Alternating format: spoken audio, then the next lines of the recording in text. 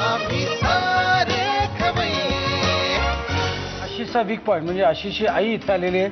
मनापासून स्वागत नमस्कार. आमच्या किचन मध्ये. तुम्ही काय बनवणार आहात? मी आज दुधी भोपळ्याच्या पुऱ्या दाखवणार आहे. हे कुठे शिकलात हे मी तुम्ही? माझ्या आईकडून शिकले. आई अगदी माझी उत्तम गृहिणी आहे. ती नवीन नवीन प्रकार करत असते, त्याच्यातून मी तिच्याकडून हे शिकले. बरं मला एक सांग, बाबांकडे आता बाबांची सुट्टी आहे, तुला सुट्टी असली की तू बाबांकडे जातो बरोबर? काय केलं की बाबा तुला रागवतात? मस्ती केली. पण मला सांग, असं एखादं काही तुझ्या डोक्यात असं काही आठवण आहे का की तू खूप काहीतरी मस्ती केली आणि बाबा तुला खूप रागवले? मला माहितीये काय झालंय. आलंय पण लक्षात नाही माझ्या. अरे चालेल तू. ओके झालंय पण लक्षात नाही माझ्या. नंतर भेट, तुला सांगतो थांब. ओके चला आता आपण आपल्या ह्याच्याकडे बोलूया. साहित्य सांगतो मला काय काय आहे? हा दुधी भोपळा आहे. तो सालं काढून सोलून किसून घेतलाय. बरं. आणि हे तांदूळाचं पीठ आहे. हे मिरचीचं वाटण आहे. जिरं, कोथिंबीर आणि मीठ. ओके तेल इथे तापलेलं आहे. ओके आता आपल्याला पुढे काय करायचं मला सांगा.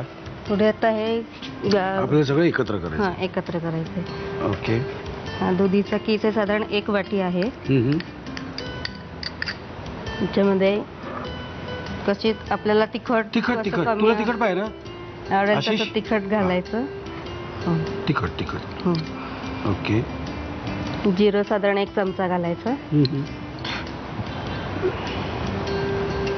थोडीशी कोथिंबीर जी लागेल त्याची.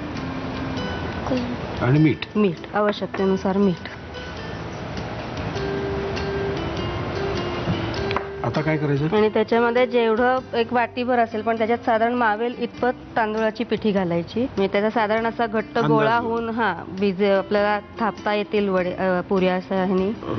असं ते दाखवायचं. म्हणजे आता हे साधारण अंदाजाने आपल्याला करायला अंदाज आला. आणि हे सगळं मग मिक्स करायचं. ओके.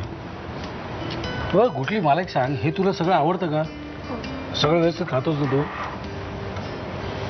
बघितलं ना, तुझी सगळी खबर आहे माझ्याकडे. तुला वाटेल काकाला कसं कळलं माझं हे टोपण नाव? माझी सगळी नावं माहिती आहेत.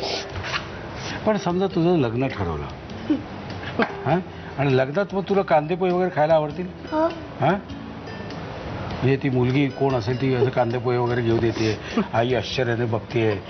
हां तू कशी असावी तुझी बायको असं वाटतं तुला? चांगली असेल. अरे बापरे, ऐकताय का? चांगली असावी असं वाटतं. व्हॉट यू मीन बाय चांगली? चांगलीच अजून तू फोड कशी करू शकशील?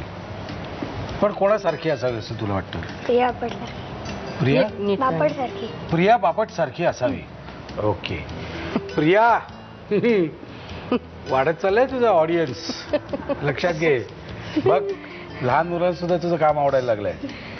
ओके आता आपण पुढे जाऊया जरा. याला थोडंसं तेल लावायचं.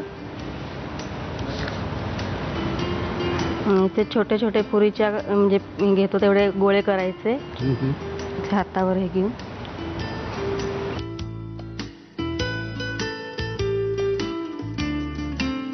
ओके आता आपण तळून घेऊया. एकच घालायचे का? हा आधी एक घालून तळून घेऊया म्हणजे नीट तळली जाईल. बरोबर. आपल्याला 2 भाषा नको आहेत. बाकी आणि शाळेत सुद्धा तो अगदी खूप हुशार आहे, सगळ्यात भाग घेतो. म्हणजे त्याच्यात सुद्धा नाव अगदी सरांकडनं वगैरे कौतुकच होतं त्याचं. मस्ती केली की कधीतरी जातात, तक्रारी येतात, पण एवढ्या अगदी घेण्यासारख्या नसतात. म्हणजे लक्ष देण्या इतके तक्रारी नाहीये.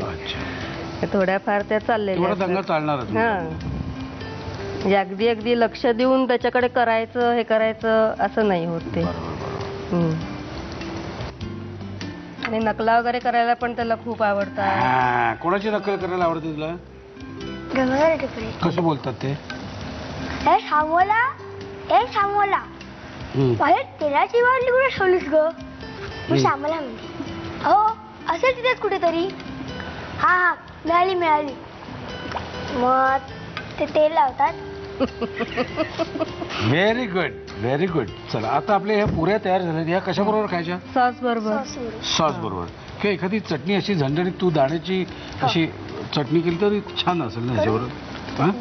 आता नाही ना, आता दाण्याचं कूट नाही आपल्याकडे, नाही तर प्रॉब्लेम केली असती. हरकत नाही आपण चटणी करूया.